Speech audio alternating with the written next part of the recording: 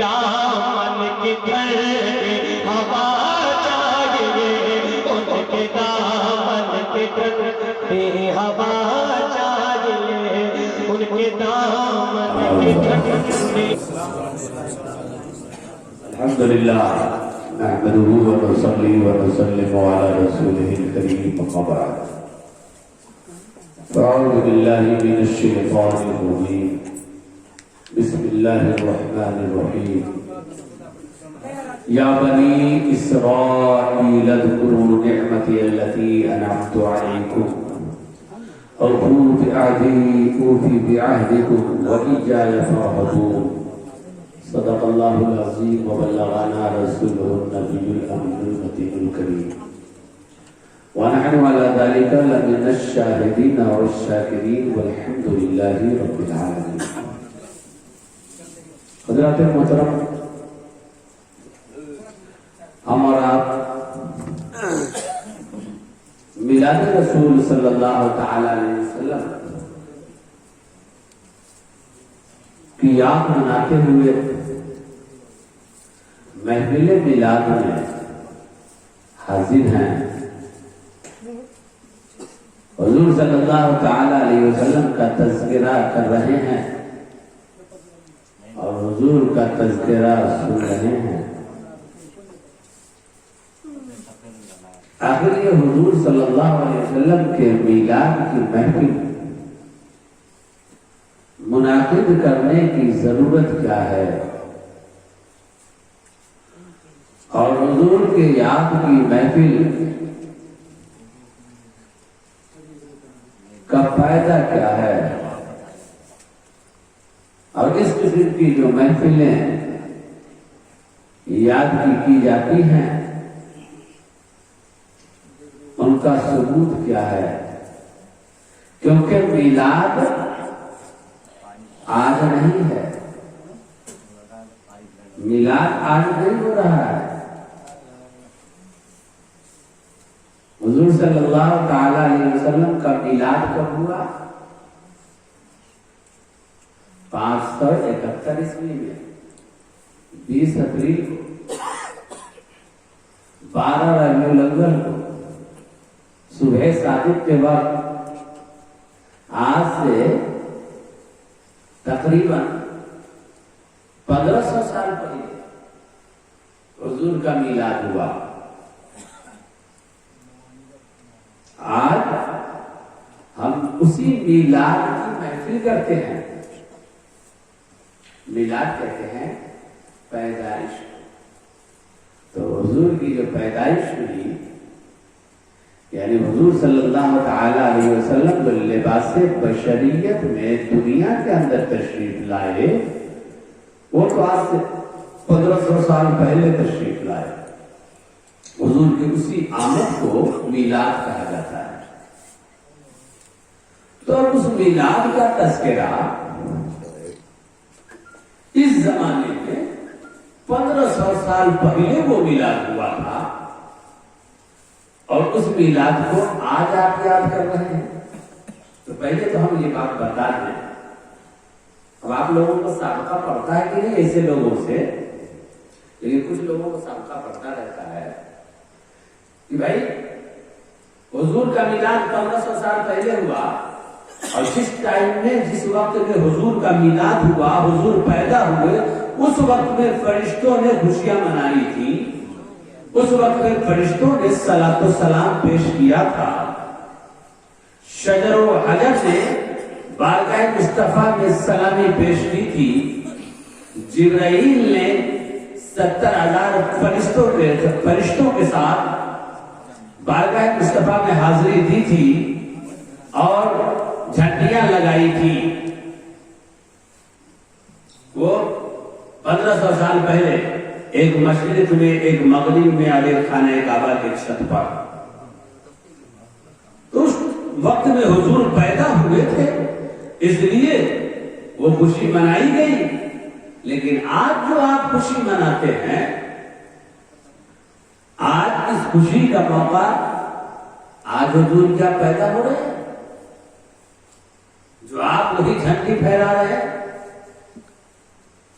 ہے نہیں؟ میلاد کی محفل کر رہے ہیں، سلام پڑھ رہے ہیں، قیام کر رہے ہیں، آج تو وہ نہیں ہے۔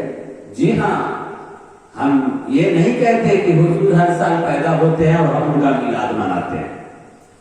حضور ایک ہی مرتبہ پیدا ہوئے، اور حضور جو پیدا ہوئے اس وقت کی جو کیفیت تھی، اس وقت کی جو حالت تھی، اور حضور کی آمد کی خوشیوں میں جو سما تھا، ہم اسی خوشی کا اظہار اس زمانے میں کرتے ہیں، ان خوشیوں کی یاد مناتے ہیں اور نقل اسی خوشی کی کرتے ہیں۔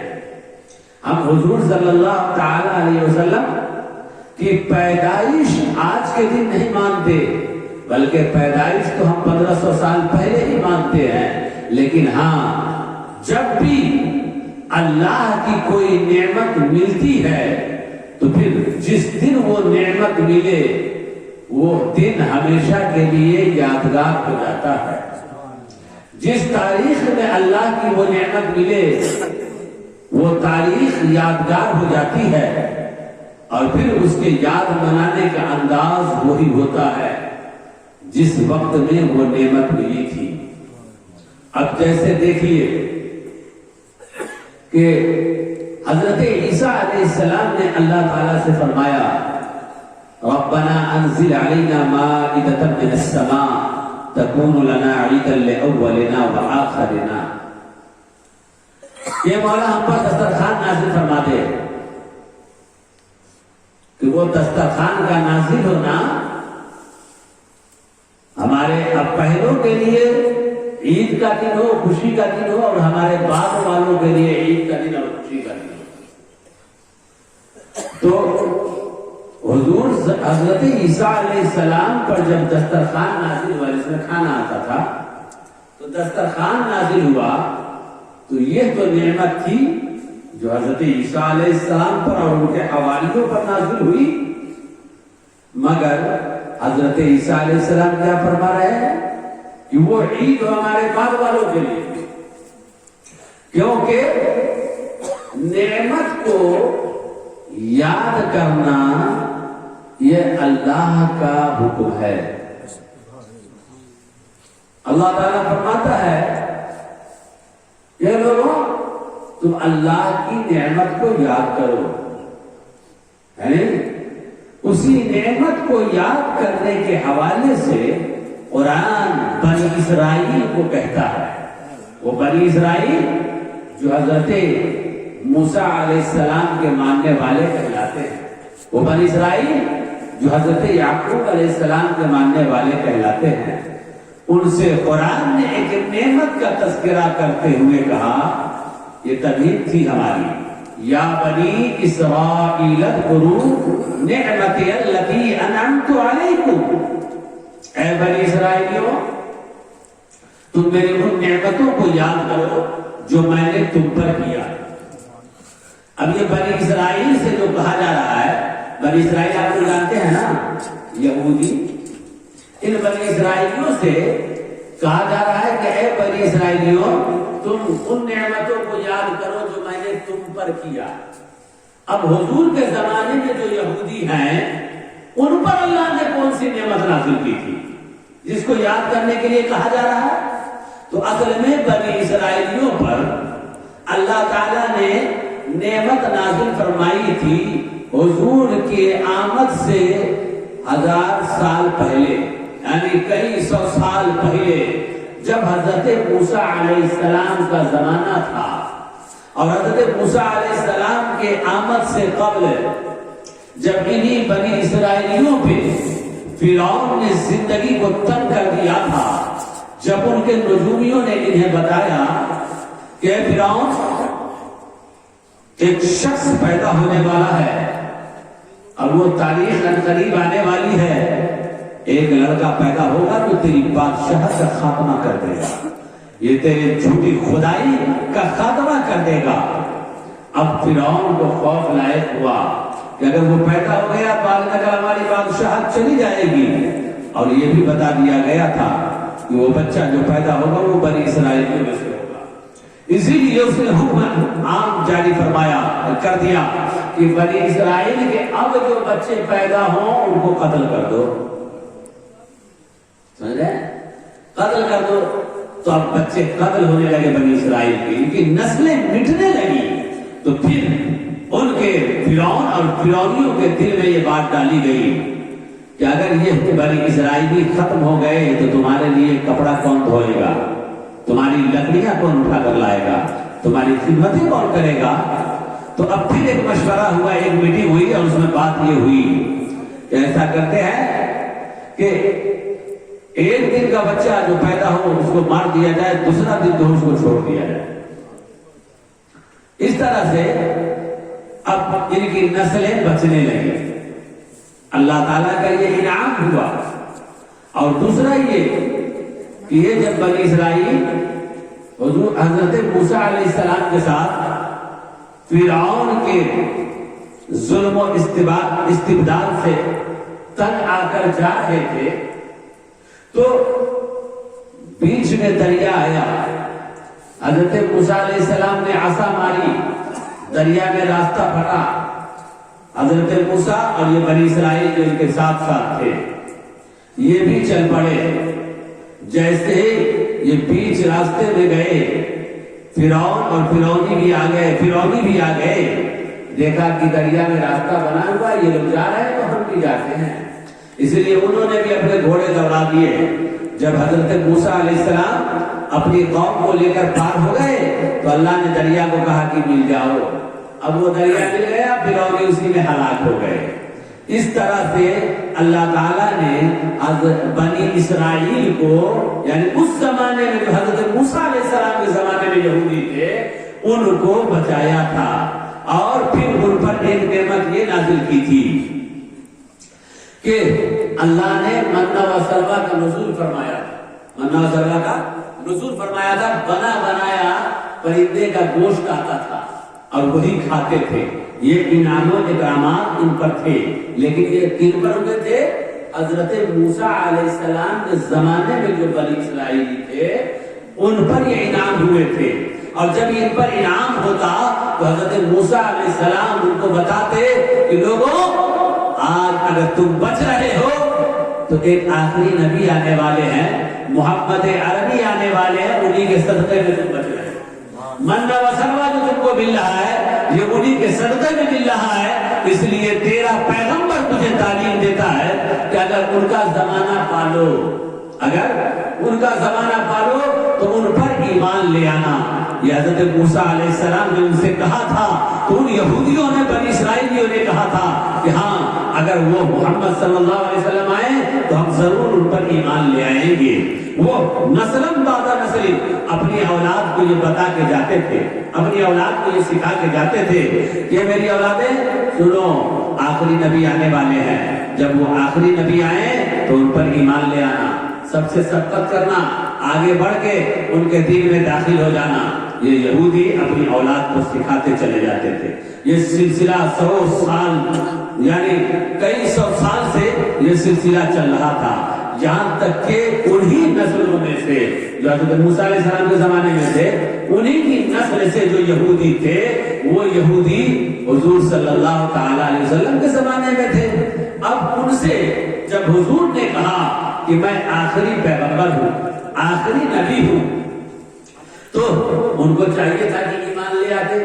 وہ حضور صلی اللہ تعالی علیہ وسلم کی نبوت کو تسلیم کر لیتے، لیکن انہوں نے نبوت کو تسلیم نہیں کیا بلکہ وہ منکر ہو گئے.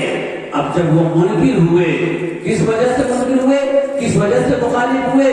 مخالف اس لیے ہو گئے کہ اس زمانے میں جو ان کا حاکم تھا اس نے کہہ رکھا تھا کہ اگر تم محمد پر ایمان لے آئے تو ہم تمہارا کھانا پینا بند کر دیں گے، ہم تمہارا خرچ بند کر دیں گے. اس خوف کی وجہ سے یہ جانتے ہوئے کہ یہ آخری نبی ہے ان پر ایمان نہیں لا رہے تھے. تو اللہ تعالیٰ نے قرآن کی آیت نازل کی اور کہا یا بنی اسرائیل اذکروا نعمتی التی انعمت علیکم. اے بنی اسرائیلیو، تم ابھی ڈرتے ہو، ابھی کے حاکم سے ڈرتے ہو، یہ مدینہ کے اندر رہنے والے کعب ابن اشرف سے ڈرتے ہو کہ یہ تمہارا کھانا بند کر دے گا، یہ تمہارا پانی بند کر دے گا، یہ تمہارا رزق بند کر دے گا. یاد کرو اللہ کی اس نعمت کو جو تمہارے باپ داداؤں پر اللہ نے کیا تھا. جب تیرے باپ دادا حضرت موسیٰ علیہ السلام پر ایمان لائے، دین اسلام میں داخل ہوئے، تو اللہ نے اس زمانے کے ظالم بادشاہ سے بھی ان کو نجات دی اور غیب سے منہ و سلوہ بھی نازل کیا.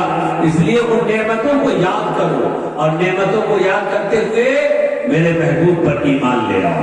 کہا یا بنی اسرائیل اذکروا نعمتی التی انعمت علیکم اوفوا بعہدی اوفی بعہدکم. تم میرا وعدہ پورا کرو جو حضرت موسیٰ نے تم سے دیا تھا کہ آخری نبی آئیں گے ان پر ایمان لانا. تم میرا وعدہ پورا کرو، میں تمہارا وعدہ پورا کروں گا. یعنی رزق تمہیں میں دوں گا، مالداری تجھے میں دوں گا. اے بنی اسرائیلوں میری ان نعمتوں کو یاد کرو. میرے پیارے اب یہی سے بات سمجھ میں آ گئی کہ یہودی جو حضور کے زمانے میں تھے ان سے کہا جا رہا ہے کہ کن نعمتوں کو یاد کرو جو ان کے لکڑ دادا یعنی 100 سال 400-500 سال نہیں ہزاروں سال پہلے جو ان کے دادا پردادا تھے ان پر جو نعمت نازل ہوئی تھی، کہا گیا کہ ان نعمتوں کو یاد کرو. اس آیت سے یہ سمجھ میں آیا کہ جب یہودی وہ اپنے ہزاروں سال پہلے نعمت نازل ہونے والی نعمت کو یاد کر سکتے ہیں، تو جو کائنات کی سب سے بڑی نعمت مصطفیٰ جان رحمت ہے، پھر ان کے غلام اس بڑی نعمت کو بھی یاد نہیں کرتے. سبحان اللہ. قرآن کی یہ آیت نے بتائی. تو ہم جو میلاد شریف منعقد کرتے ہیں وہ حضور صلی اللہ تعالی علیہ وسلم جو نعمت کی شکل میں اللہ کی طرف سے ہمارے پاس آئے، ہم اسی نعمت کا شکریہ ادا کرتے ہیں. اسی نعمت کی یاد میں محفل پاک کا انعقاد کرتے ہیں اور خاص کر کے 12 ربیع الاول کو، اس لیے کہ جس وقت میں اللہ کی نعمت ملتی ہے اس وقت کو بھی اہمیت حاصل ہو جاتی ہے. اس وقت کو بھی اہمیت حاصل ہو جاتی ہے. جیسے مصطفیٰ جان رحمت صلی اللہ تعالی علیہ وسلم سوموار کو روزہ رکھتے ہیں، تو حضور سے پوچھا گیا یا رسول اللہ صلی اللہ علیہ وسلم آپ سوموار کو روزہ کیوں رکھتے ہیں؟ تو میرے آقا صلی اللہ تعالی علیہ وسلم نے فرمایا ھذا یوم فیہ ولدت، یہ وہی دن ہے جس میں میں پیدا ہوا.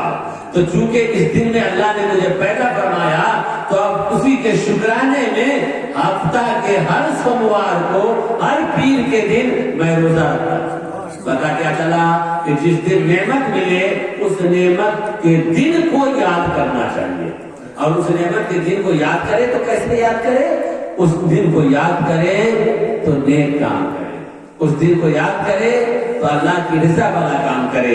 اسی اللہ کی رضا والے کاموں میں سے ہے میلاد شریف کی محفل، قرآن خوانیاں، نعت خوانی، ذکر و اذکار، یہ سب انہی کی یادگار ہے.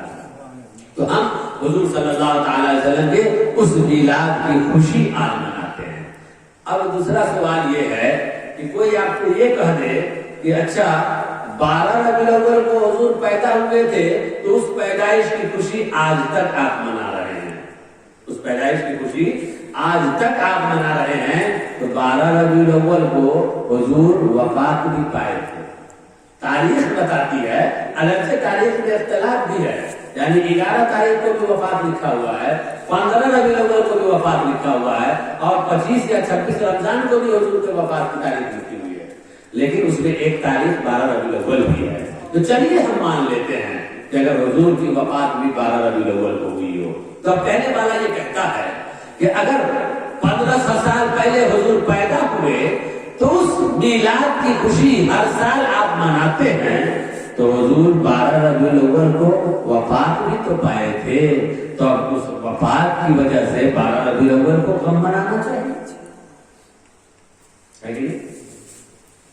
12 ربیع الاول کو غم منانا چاہیے کیونکہ حضور وفات نہیں پائے.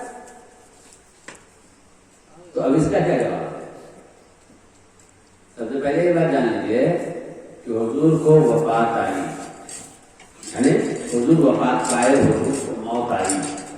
اگرچہ یہ موت ایک لمحہ کے لیے، اگرچہ یہ موت ایک آن کے لیے، لیکن آئی، یعنی اس لیے کہ ہر انسان کو موت کا مزہ چکھنا ہے. समझ गए ना। तो हुजूर को भी मौत आई, मगर एक काम के लिए, फिर हुजूर वैसे ही जिंदा है जैसे पहले जिंदा है। ये हमारा अकीदा है। इसलिए कभी कभी जाहिल लोग हैं जो हुजूर के विसाल की बात कर दी जाती है तो मुखालिफ हो जाता है, हुजूर तो मौत की बात कर दिया। तो कौन कह दिया कि हम लोग नहीं जानते, अकीदा नहीं रखते हैं या कायल नहीं है कि हुजूर को मौत आई है?